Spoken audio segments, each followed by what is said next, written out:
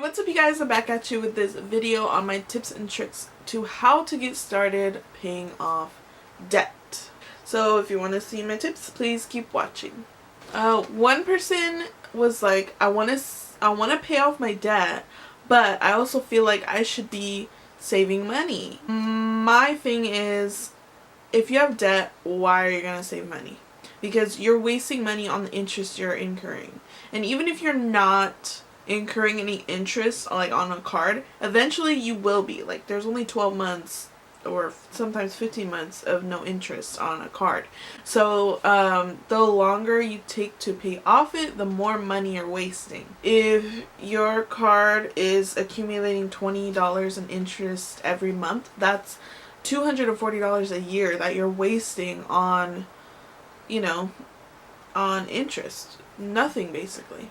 So my thing is, obviously you don't want to be having nothing as your cushion while you're paying off debt, because the philosophy is you pay all your money to debt. So you need a little cushion, because if you are paying all your money towards debt, if an emergency happens, you won't have any money to fall back on, so you just swipe a credit card, and that defeats the whole purpose. So to start out, I think you should save $1,000. So in your savings account, you should have $1,000 right off the bat for emergencies. And then once you save that $1,000, you need to calculate how much you're going to pay towards debt.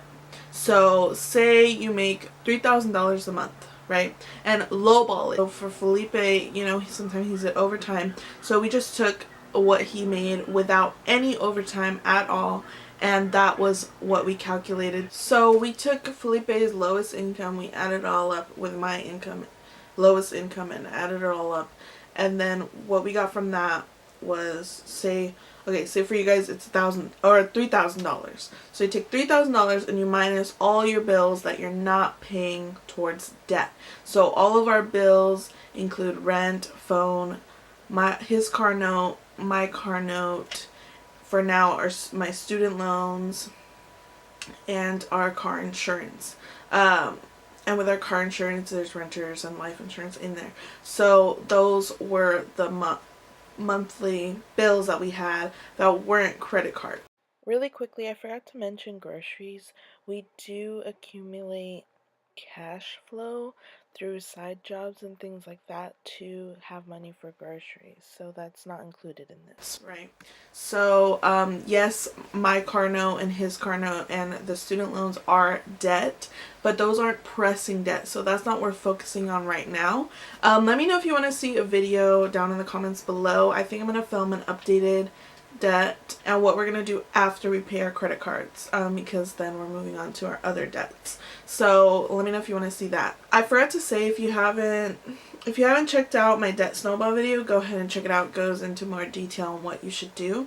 But in short, you take your income, you minus your bills that you're not paying towards debt, and then say that's $2,000, right? So you have $1,000 left to pay towards debt. And then, if you click on my debt snowball video, you know how to divide that up.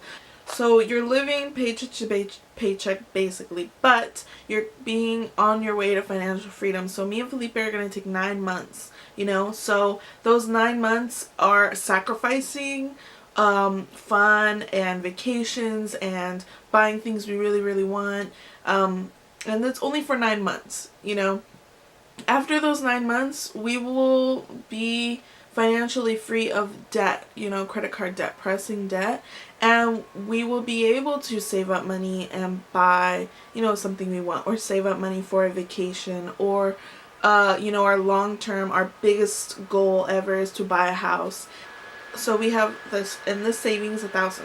In your checking that you pay bills out of, you need to have, so say most people's max, most expensive bill is rent. So say your rent is $800. So you need to have $800 minimum at all times in your checking, so that if you're short a little bit on a bill or whatever it is, if you have an emergency, and you can't pay your rent, which is your highest bill, you have that money in your checking already to dispose of. And the 1,000 that you have in your savings is first to accumulate interest in your savings, and second for any bigger expenses, say a medical bill or something like that.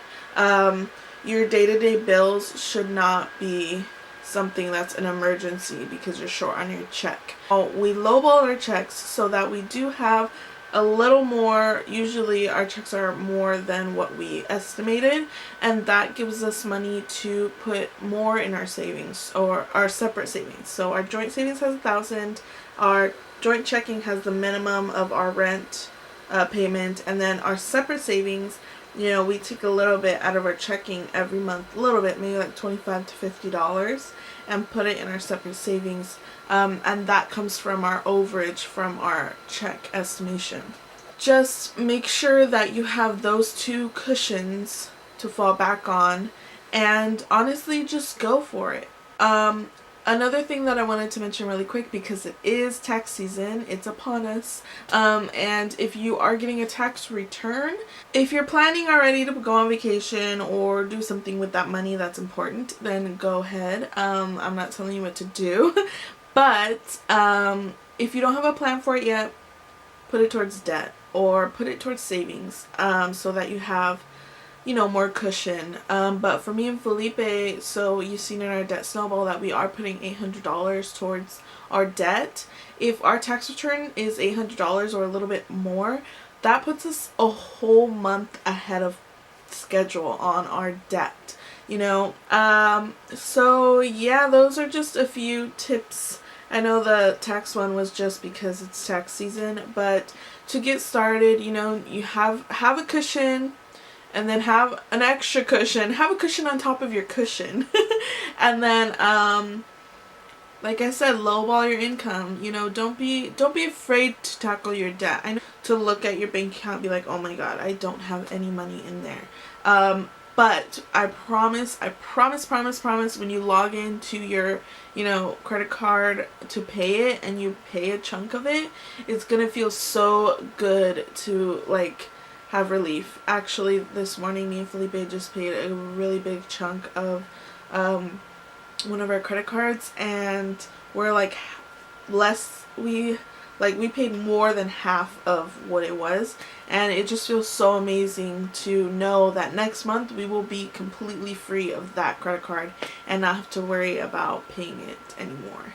So yeah, let me know if you liked this video by giving it a thumbs up, and don't forget to subscribe because I post every Monday, Wednesday, and Friday. Thank you guys so much. Bye!